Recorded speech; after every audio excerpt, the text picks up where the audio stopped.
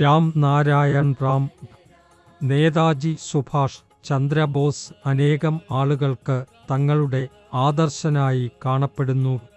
സുഭാഷ് ചന്ദ്ര ബോസിനെ ഭൂരിഭാഗം ആളുകളും വളരെയധികം ഇഷ്ടപ്പെടുന്നു. മഹാഗുരു ബാലക ബ്രഹ്മചാരി ജി അദ്ദേഹത്തെക്കുറിച്ച് എന്ത് ചിന്തിക്കുന്നു? സുഭാഷ് ചന്ദ്ര ബോസിനോടുള്ള അവരുടെ കാഴ്ചപ്പാട് എന്താണ്? ഇതെല്ലാം ഈ പരിപാടിയിൽ നിങ്ങൾക്കായി വിശദീകരിക്കും. നേതാജി സുഭാഷ് ചന്ദ്ര ബോസ് ഒരു ധന്യനായ പണ്ഡിതൻ ആയിരുന്നു.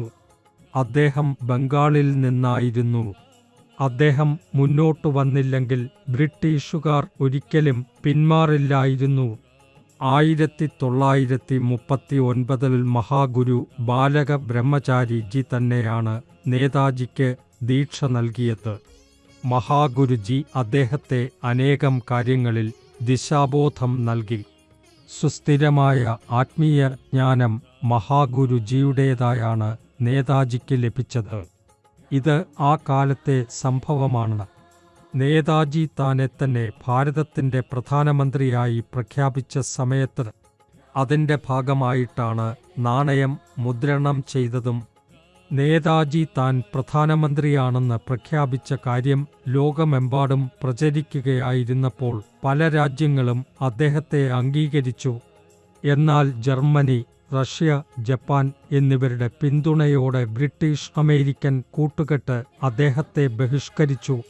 കാരണം നേതാജി ഒരു ആത്മാർത്ഥനും ശക്തവുമായ വ്യക്തിയായിരുന്നു. നേതാജി ആസാദ് ഹിന്ദ് ഫോഴ്സ് സ്ഥാപിക്കാത്തതായിരുന്നുവെങ്കിൽ ബ്രിട്ടീഷുകാർക്ക് പിന്മാറാൻ കാരണമായി പോകില്ലായിരുന്നു. ഭാരതത്തിൻ്റെ സ്വാതന്ത്ര്യം നേടുന്നതിൽ നേതാജിയുടെ പങ്ക് ഏറ്റവും പ്രധാനമായിരുന്നു.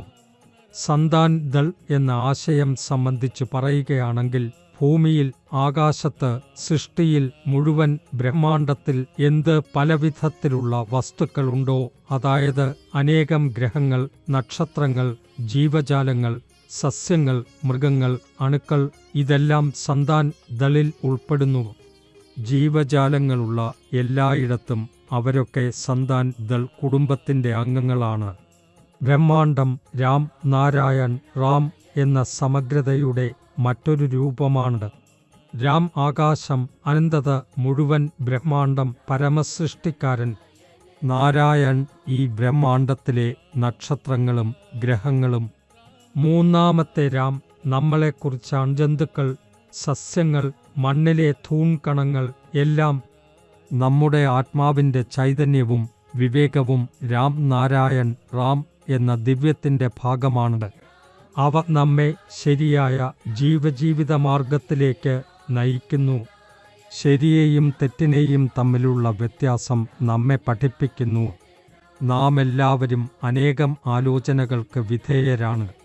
അവയിൽ വിവേകം ഇടപെട്ട് ദിശാബോധം നൽകുന്നു, തെറ്റുകൾ വ്യക്തമാക്കുന്നു. ചിലപ്പോൾ നാം ഈ വിവേകത്തെ കേൾക്കുന്നു, ചിലപ്പോൾ അവഗണിക്കുന്നു.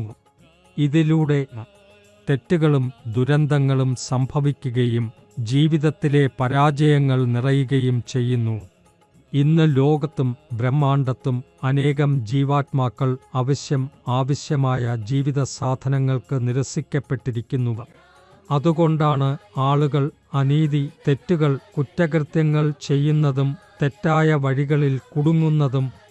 അവരുടെ ആന്തരിക ദുരിതം ഹൃദയത്തിൻ്റെയും ആത്മാവിൻ്റെയും ആഴത്തിലുള്ള ആവശ്യമാകുന്നു. ഈ അവസ്ഥയിൽ നിന്ന് പുറത്തുവരാൻ ജപം, ധ്യാനം, ആത്മീയ പ്രാർത്ഥനകൾ എന്നിവ പ്രധാനമാണ്.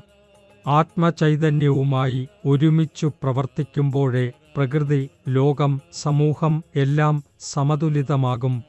ഈ സമതുലിതത്വം നിലനിർത്തുക സന്താൻ ദൾ കുടുംബത്തിൻ്റെ പ്രധാന പ്രവർത്തനമാണ്.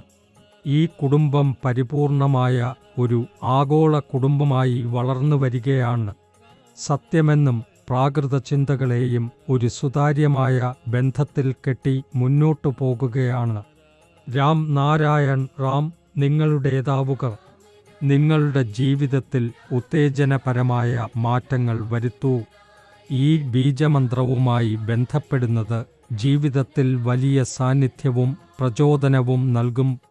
നിങ്ങളുടെ ആത്മാവിനോടുള്ള പരിചയം വർദ്ധിക്കുകയും ചൈതന്യത്തിൻ്റെ പുതിയ ശക്തി നേടുകയും ചെയ്യും. രാം നാരായൺ റാം എന്നത് ഓരോരുത്തരുടെ ജീവിതത്തിൻ്റെ സാരമാണ്.